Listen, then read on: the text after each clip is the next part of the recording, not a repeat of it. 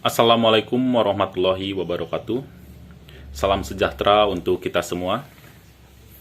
Dunia pendidikan saat ini tengah dilanda bencana besar. Maka segenap kekuatan harus dikerahkan untuk mengantisipasi bencana itu. Supaya jangan menjangkit lebih luas lagi ke berbagai penjuru Nusantara. Bencana besar itu adalah narkoba. Penyalahgunaan obat atau narkoba ini di kalangan generasi muda khususnya pelajar sungguh memprihatinkan.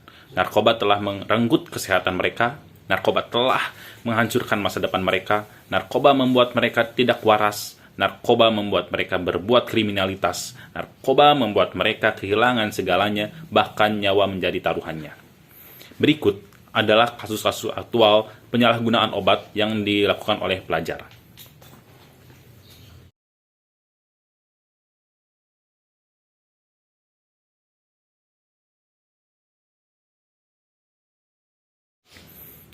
Hal tersebut terjadi karena minimnya ilmu agama yang mereka pahami, dan mereka hanya memahami ilmu-ilmu umum tanpa tuntunan agama. Penyalahgunaan obat penyebab rusaknya moral generasi muda, khususnya pelajar, padahal tujuan diselenggarakannya pendidikan begitu sangat mulia. Sebagaimana yang diamanatkan dalam Undang-Undang Republik Indonesia Nomor 20 Tahun 2003 tentang Sistem Pendidikan Nasional, yang dimana isinya bahwa pendidikan nasional berfungsi mengembangkan kemampuan dan membentuk watak serta peradaban bangsa yang bermartabat dan dalam rangka mencerdaskan kehidupan bangsa. Bertujuan untuk mengembangkan potensi peserta didik menjadi manusia yang beriman dan bertakwa kepada Tuhan Yang Maha Esa, serta berakhlak mulia. Adapun solusi permasalahan tadi bisa dengan diterapkannya pendidikan berbasis wahyu memandu ilmu, di mana pengertian wahyu itu sendiri berasal dari kata kerja bahasa Arab waha yang berarti mengungkap atau menginspirasi. Wahyu merupakan petunjuk dari Allah yang diturunkan hanya kepada para nabi dan rasul. Dalam syariat Islam, wahyu adalah kalam atau perkataan dari Allah yang diturunkan kepada seluruh makhluknya dengan perantara malaikat atau secara langsung. Ustadz Muhammad Abduh mendefinisikan wahyu di dalam Risalah At-Tauhid adalah pengetahuan yang didapat oleh seseorang dari dalam dirinya dengan disertai keyakinan bahwa pengetahuan itu datang dari Allah melalui perantara atau tidak pun. Sedangkan ilmu berasal dari bahasa Arab. Ilmu berarti tahu atau mengetahui atau memahami. Sedangkan menurut istilah, ilmu adalah pengetahuan yang sistematis atau ilmiah.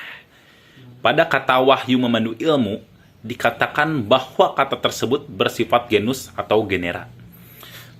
Sebab ketiganya perlu dimaknai sebagai mana pertama yang diikuti oleh nama kedua sebagai spesiesnya.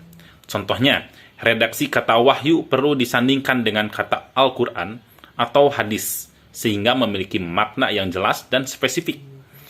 Begitu pula dengan redaksi kata memandu dan ilmu. Jika berintegrasi dengan pendidikan, maka tujuan wahyu memandu ilmu itu untuk menjadikan wahyu di sini konteksnya Al-Quran sebagai pemandu bagi pengembangan keilmuan dan kepribadian di lembaga. Nilai agama Islam dijadikan sebagai basis pengembangan keilmuan dan praktik pembelajaran.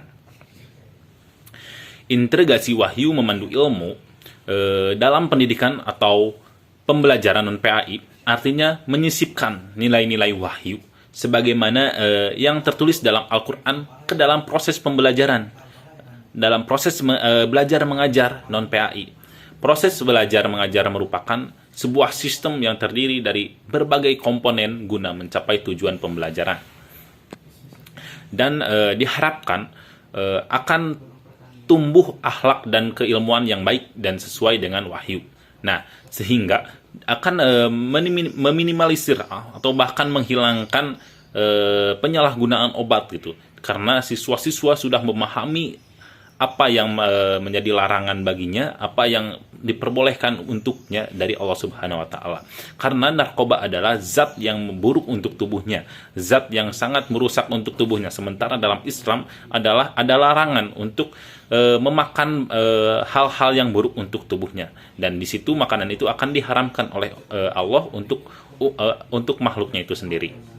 Jadi sekian pembahasan saya kali ini mengenai wahyu memandu ilmu yang diintegrasikan dalam pendidikan untuk mencegah permasalahan-permasalahan di zaman sekarang mengenai permasalahan-permasalahan yang dilakukan oleh para pelajar. Sekian, wassalamualaikum warahmatullahi wabarakatuh.